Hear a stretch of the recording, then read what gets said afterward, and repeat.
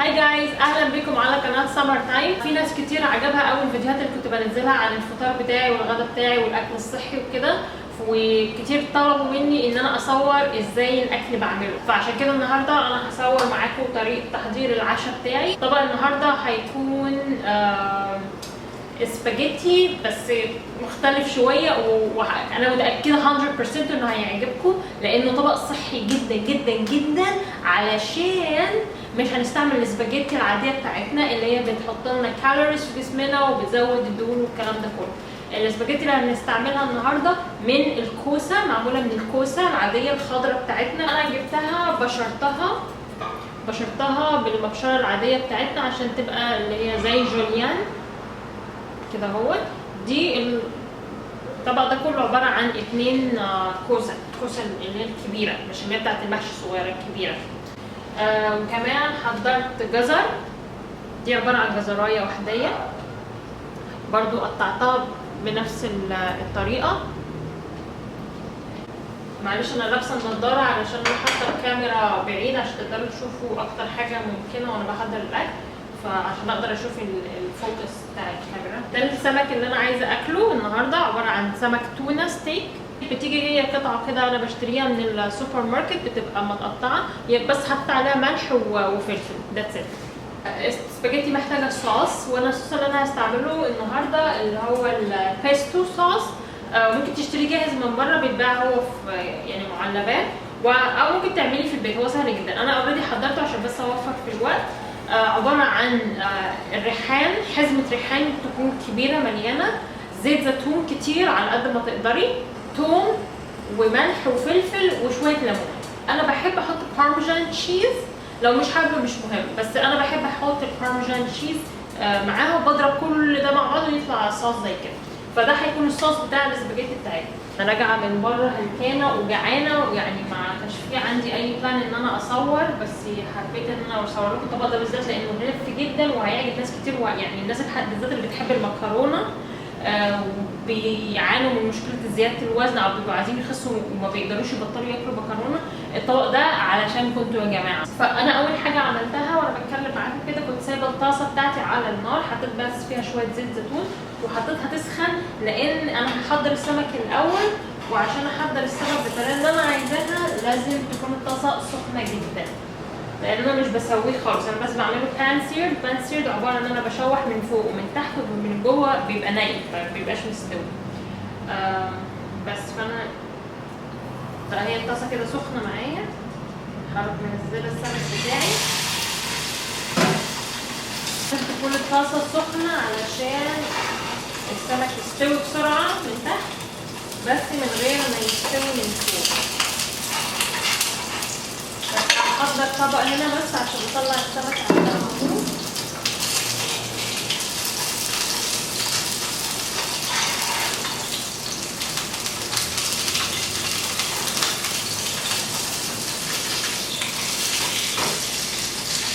بس تسويها، اتفضل اوريكم والزيتون.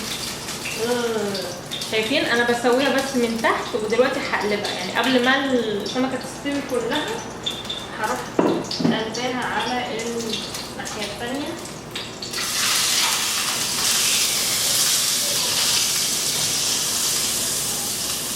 بس انا كده السمكه بتاعتي خلاص استوت، زي ما قلت لكم انا ما بسويهاش كلها، انا بحبها تبقى كده زي ما انتم شايفين، بيبقى لسه فيها السمكه من جوه.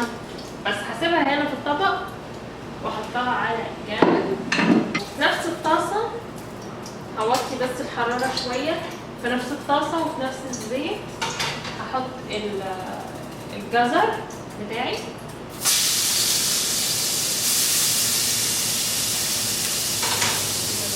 وهو هيستوي ثواني لان الطاسه اوريدي سخنه جدا، بس بشوحها كده.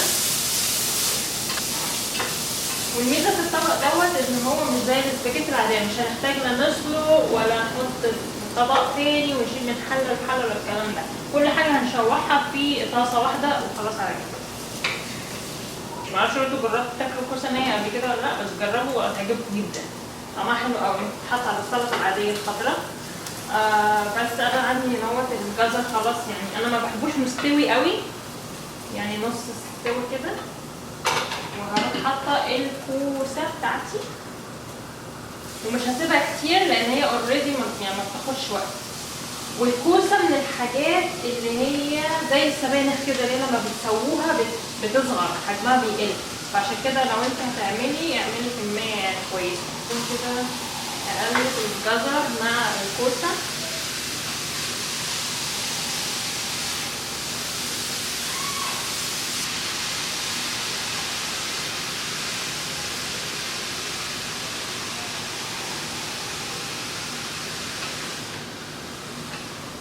والصوص بقى انت ممكن تعملي اللي انت عايزاه، يعني شوفي انت بتحبي الاسباجيتي او المكرونه بتاعتك بتحبيها باي صوص، صوص طماطم، صوص الفريدو، بيستو، whatever اللي انت عايزاه، حطي اللي انت عايزاه. انا بحب البيستو جدا. الكوسه بتاعتي احس انها بدات يعني تطرى كده شويه وتهبط كده، almost استوت. هقلبها بس كويس. برضه الكوسه انا ما بحبهاش مستويه قوي، فانا مش هسيبها تستوي يعني للاخر. بس كده هحط الصوص بتاعي كله.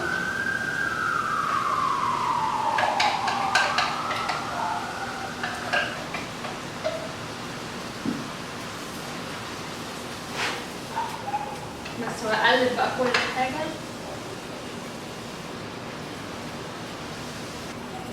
حل كده مبدئيا ده شكلها بتقلب شبه الاسباجيتي بالظبط، والصوص تقريبا كفايه. انا كنت فاكره ان هو قليل على كميه الكوسه، بس زي ما شايفين الكوسه حجمها قل، فالصوص يعتبر كفايه. هسيبها بس تغلي غلوه صغنونه عشان هي بدات تنزل ميه. هفرح اعلي بس الحراره.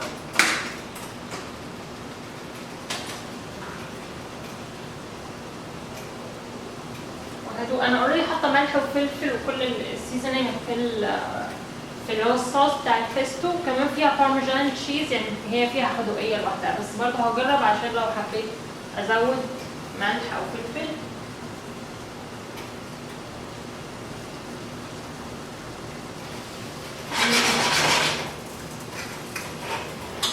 ممكن ازود ملح قليل، هزود بس شويه ملح قليلين، وبرده شويه فلفل قليل.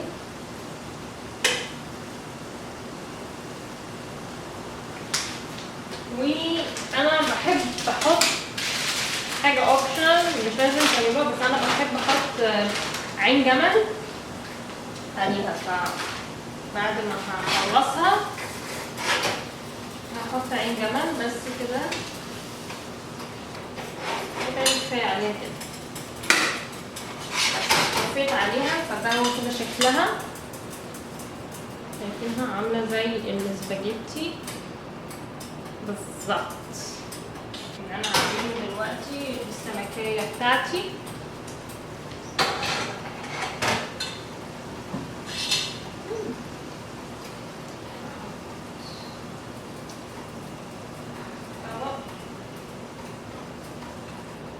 بالنسبه لي دي كفايه، انا ممكن اكل الطبق كله دلوقتي مفيش اي مشكله خالص.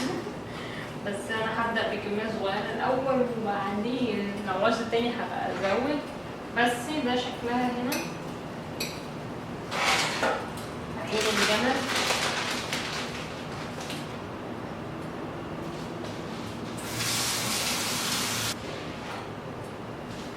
بس ده كده شكلها. ده كده العشاء بتاعي النهارده، عباره عن سمكه التونه زي ما احنا شايفين، والسباجيتي معمول من الكوسه مش من السباجيتي العاديه، وزي ما انتم شايفين شكلها اهي زي الاسباجيتي، وطعمها زي الاسباجيتي بجد. يعني انا ما كنتش مصدقه الموضوع دوت، بس لما جربتها بنفسي فعلا حقيقي.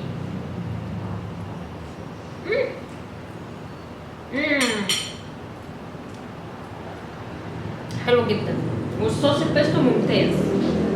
فاتمنى الطبق ده يعجبكم، هيلثي، يا رب تجربوه يعجبكم. السمك مش لازم تاكلوه ني زي ما انا ما بعمل، عشان في ناس كتير قرفت لما نزلت الفيديو الاخراني دوت.